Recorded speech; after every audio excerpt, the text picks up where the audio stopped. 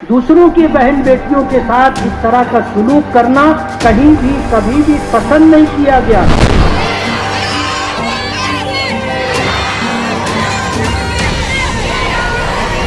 किसी के कल्चर को समझना चाहिए, रिस्पेक्ट करना चाहिए। हम कौन से ऐसे प्रोफेसर्स और टीचर्स हैं जो इन बच्चों को ट्रेनिंग दे रहे हैं कि आप जय श्री राम का नारा लगाएं और एक लड़की जो कॉलेज जा रही है आप उसके सामने झुंड में खड़े हो जाएं।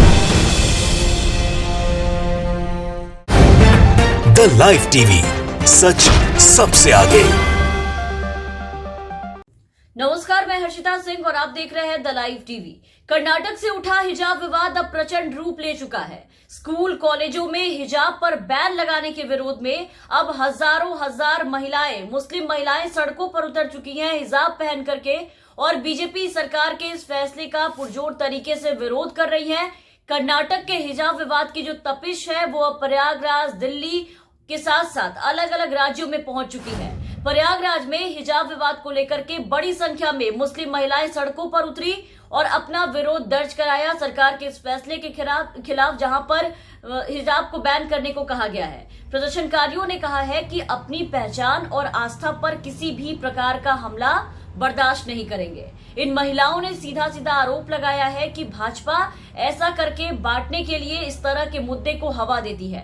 प्रयागराज की ये तस्वीरें आप देखिए, आपको दिखा रहे हैं। यहाँ महिलाएं कर्नाटक के हिजाब विवाद के खिलाफ सड़क पर उतर चुकी है और सरकार के खिलाफ नारेबाजी कर रही हैं। उनका साफ साफ कहना है कि सारे नियम कानून सभी कुछ केवल एक धर्म के लिए ही क्यों बनाए जा रहे हैं। प्रदर्शनकारी जो महिलाएं हैं उनका कहना है कि वो यहाँ पर उडुपी और कर्नाटक के बाकी इलाकों में जो हिजाब को लेकर के जो विवाद पैदा हुआ है उस विवाद के बाद हिजाब के समर्थन में यहाँ पर इकट्ठा हुई है। उनका कहना है कि हिजाब पहनना उनका अधिकार है, वो इसके समर्थन में प्रदर्शन कर रही है।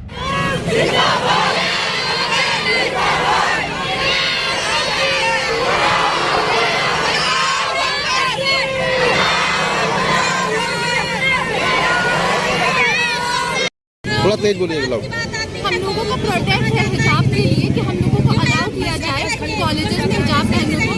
हमें कॉन्स्टिट्यूशन भी, इंडियन कॉन्स्टिट्यूशन से राइट है कि हम अपने रिलीजन को चूज कर सकते हैं। जो भी कोई रिलीजन चूज करेगा तो वो उसे फॉलो करेगा, उसके कल्चर्स, उसके कस्टम्स को फॉलो करेगा। अगर मुस्लिम रिलीजन में कस्टम है कि हमें अपने आप को ढक के रखना है, हमें हिजाब में रहना है, तो हम अपने आप को इससे बिल्कुल भी दूर नहीं रखेंगे। और जब हमें इंडियन कॉन्स्टिट्यूशन ने राइट दिया है तो ये नॉर्मल पब्लिक हमें इस चीज से रोक नहीं सकती। और बचपन से स्कूल में हमें मॉरल एजुकेशन में यही सिखाया गया है कि हमें दूसरों के धर्म की रिस्पेक्ट करनी चाहिए, हमें एक दूसरे के कल्चर को समझना चाहिए, रिस्पेक्ट करना चाहिए।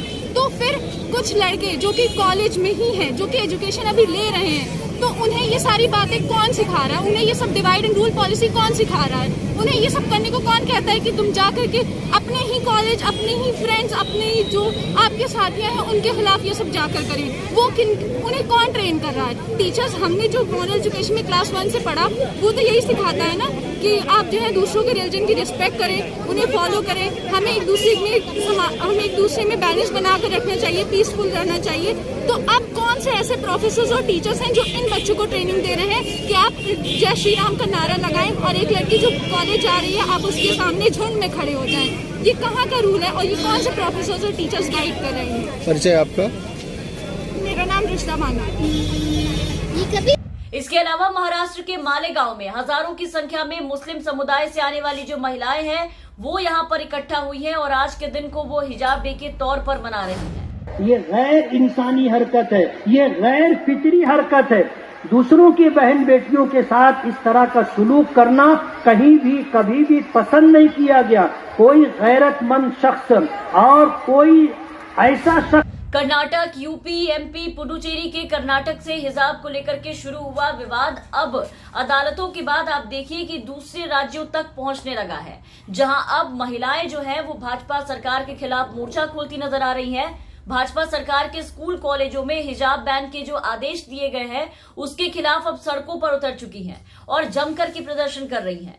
कर्नाटक के शिक्षण संस्थानों में लड़कियों के हिजाब के विरोध में जो मुहिम चलाई जा रही है वो एक तरह से देखिए तो बेहद शर्मनाक और दुर्भाग्यपूर्ण है, क्योंकि सरकार के इस आदेश के बाद से राज्यों का जो हाल है, स्कूलों का जो हाल है वो आप देखिए। राज्यों में स्कूल कॉलेजों का माहौल पूरी तरीके से खराब और गर्माता हुआ नजर आ रहा है, तनावपूर्ण बन चुका है। आज स्कूलों में पढ़ने वाले जो बच्चे हैं वो आपस में एक दूसरे के खिलाफ खड़े हो गए हैं, एक दूसरे का विरोध करते और एक दूसरे से नफरत करते, उनके धर्म से, उनके पहनावे से नफरत करते नजर आ रहे हैं। सरकार के आदेश के बाद शिक्षण संस्थानों में डिवाइड एंड रूल की जो तस्वीर है वो देखने को मिल रही है, जिस संस्थाओं में आप देखिए कि पहले बच्चों को एक दूसरे की रिस्पेक्ट करने की बात कही जाती थी, साथ रहने और एक दूसरे के धर्म की इज्जत करने, उनकी रिस्पेक्ट करने की बात सिखाई जाती थी, उसी शिक्षण संस्थानों में आज बच्चे आपस में जय श्री राम और अल्लाहू अकबर की लड़ाई लड़ते दिखाई दे रहे हैं। इन सबको देख करके ऐसा लग रहा है जैसे ये सब धार्मिक आधार पर लोगों के ध्रुवीकरण की सोची समझी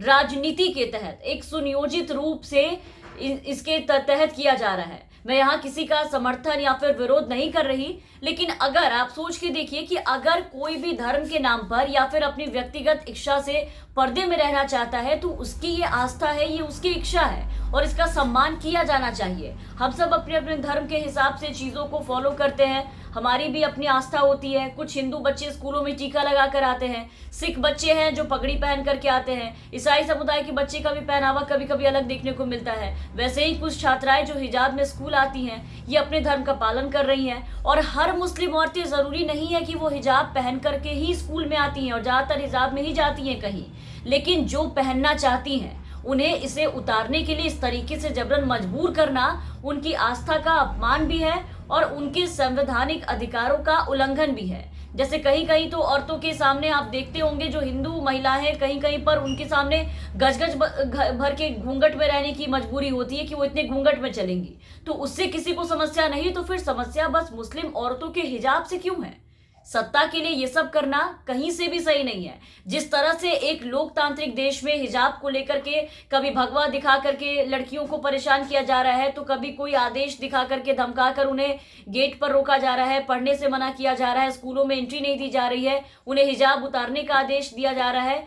तो इस तरह से कर्नाटक में जिस तरीके से किया गया है, बीते दिन जो तस्वीरें सामने आई वो बेहद शर्मनाक तस्वीरें थी। एक हिजाब पहने महिला को पूरा भगवा पहने बच्चों का एक पूरा समूह जो है वो घेर लेता है और जिस तरीके से उसका विरोध करता है, हिजाब का उसे परेशान करने की कोशिश करता है, ये सब डरा देने वाली तस्वीरें हैं जो निकल करके कर्नाटक से सामने आ रही है। हालात जो भाजपा राज में बनते जा रहे हैं वो बेहद गंभीर हैं। इस पे सरकार को जल्द ही संज्ञान लेना चाहिए और इसका कोई ना कोई हल निकालना चाहिए।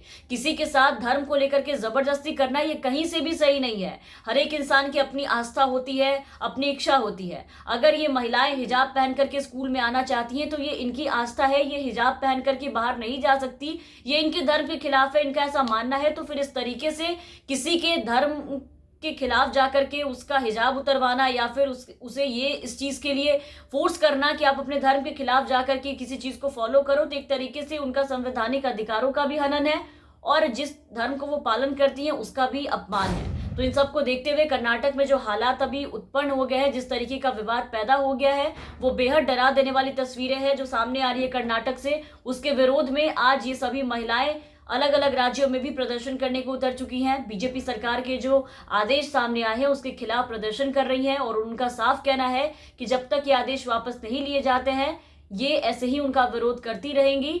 और हिजाब पहनना इनका अपना व्यक्तिगत मामला है, इनकी अपनी इच्छा है, इनकी आस्था है, तो उससे अगर छेड़छाड़ किया जाएगा तो इस तरीके से सरकार के खिलाफ विरोध करेंगी। तमाम खबरों और अपडेट्स के लिए आप बने रहे द लाइव टीवी के साथ। धन्यवाद।